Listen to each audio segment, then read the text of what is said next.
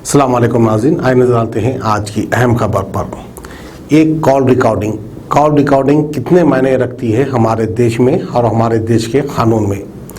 ये हकीकत में उन्हीं की कॉल रिकॉर्डिंग होती है या फिर कुछ ऐसी एक टेक्निक है जो कि किसी की भी आवाज़ निकाल सकता है। बहरहाल ये सब चीज़ें तो शायद मैं समझता हूँ कोर्ट में ही प्रूफ होंगे। बहरहाल एक कॉल रिकॉर्डिंग वायरल हो रही है जो कि हमारे उस्मान मोहम्मद खान GHCC के वाइस प्रेसिडेंट है। उन्होंने एक मुद्दा उठाया था शमशाबाद रोड नूरी मस्जिद, जो कि 400 साल पुरानी मस्जिद है। उस मस्जिद का कुछ हिस्सा टूट गया या तोड़ने की कोशिश की गई।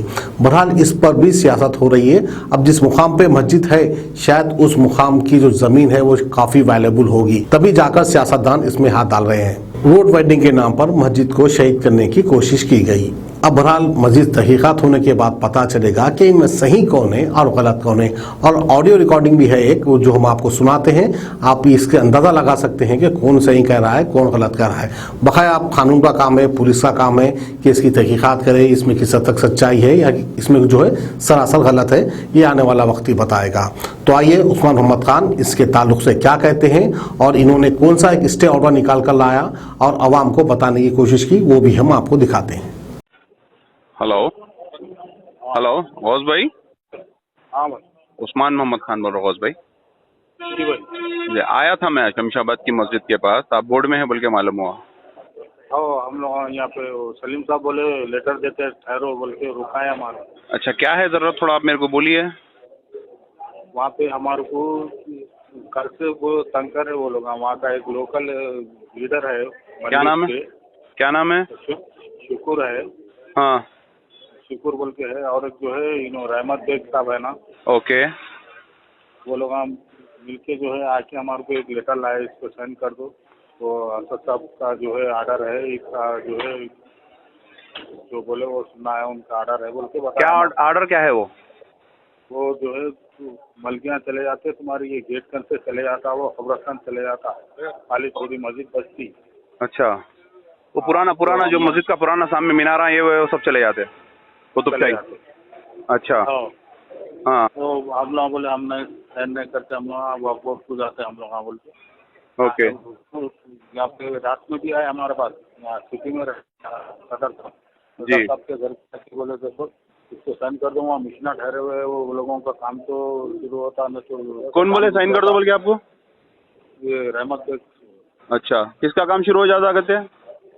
जी, किसका काम शुरू हो जाता बोले साइन कर दिए तो? वो मिशना का काम चालू हो जाता वो। मस्जिद डिमोलिश हो जाती समझो। हाँ। अच्छा। और सुबह फजर में भी जो है दुनिया की पुलिस वहाँ पे। नहीं आप फिक्र मत करिए, अल्लाह का घर है, बराबर हम खड़ेंगे उसके वास्ते, हर कोई खड़ेगा इंशाल्लाह।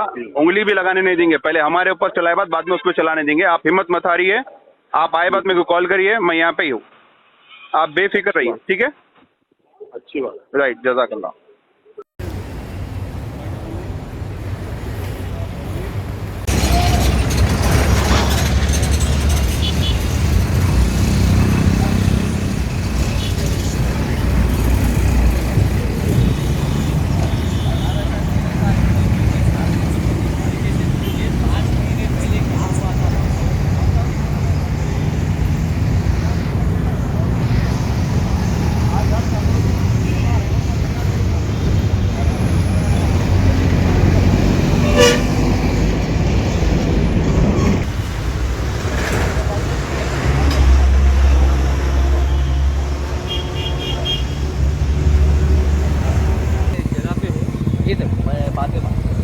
ये मेन रोड पे है खबर, जिसको कल रात में शहीद कर देने वाले थे। 60 साल पुरानी है, 1964। और ये मस्जिद के जो सदर है ये उनके वालिद साहब की मज़ार है। ये पूरे मज़ारों को देख लीजिए आप, कोई रेडीमेड बने हुए नहीं है। 60 साल 70 साल पुराने हैं ये पूरे मज़ारात।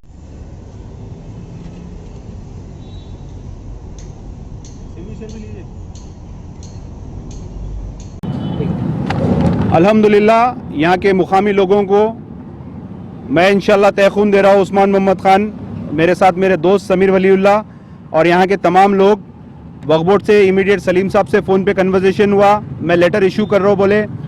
आबिद साहब वहाँ पे बैठे, लेटर इशू हुआ जो कलेक्टर को भी है, कमिश्नर साइबराबाद को भी है और रेवेन्यू डिपार्टमेंट रंगा राजेंद्र नगर है, ये तमाम कंसर्न डिपार्टमेंटों को है।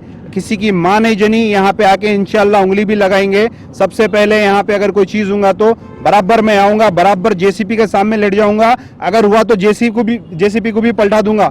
और यहाँ के जो भी नमूने इस चीज़ के लिए करे, तो मैं बैरिस्टर असदुद्दीन ओवैसी साहब से ये डिमांड कर रहा हूँ कि आप क्लैरिफिकेशन दीजिए, या रहमत जो बोले वो सही है या फिर आप बोलिए कि रहमत गलत बोल रहे हैं। ये दो चीज़ का क्लैरिफिकेशन देना।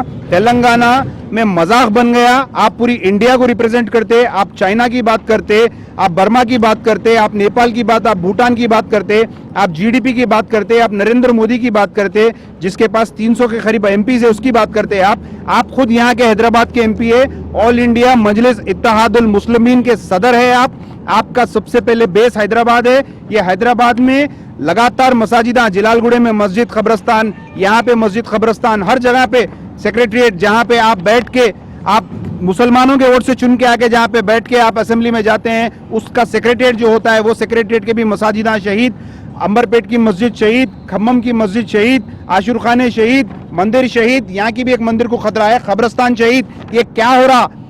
75 साल आज़ादी से अब तक ऐसा नहीं हुआ। अब ये क्या हो रहा? गैराबाद मसाजिदा, जो मस्जिद हम जाके आबाद करते हैं, जो मस्जिद के पास आके हम ठहरते हैं, वहाँ पे दूसरे दिन आ जाता है अखबार में, आपके खुद के अखबार में काले स्याही से लिख देते हैं कि हम वहाँ पे आबाद कराए, हमारी नुमाइंदगी पे हुई। कौन सी नुमाइंदगी? कितने वक्त वहाँ पे गए? कौन सी सीढ़ी पे चढ़े आप? कौन सा खाने में जाके मस्जिद की साफ सफाई करे? कौन सा शराब का बोतल उठाए? कौन सा वहाँ पे से कॉन्डम हटाए आप? ये तमाम चीज़ें हैं। क्रेडिट लेना है ले लो, आप पूरी आवाम का क्रेडिट ले लो, आप पूरे बोगस वोट का क्रेडिट ले लो, लेकिन अल्लाह के घर आबाद होना चाहिए। उस्मान खान को क्रेडिट की जरूरत नहीं है, समीर साहब को, अब्बास साहब को, गौस साहब को, यहाँ पे जो भी है इनको क्रेडिट की जरूरत नहीं है। अगर आपको क्रेडिट होना है ले लो, लेकिन हमारे मसाजिदों के साथ मजाक मत करो। मैं यही आपको इन्फॉर्म कर रहा हूँ कि यहाँ पे अगर आप कोई भी आएगा तो तमाम हैदराबाद के हिंदू मुसलमान यहाँ पे ठहर के इनकी बैंड बजा देंगे। शुक्रिया, अस्सलाम वालेकुम।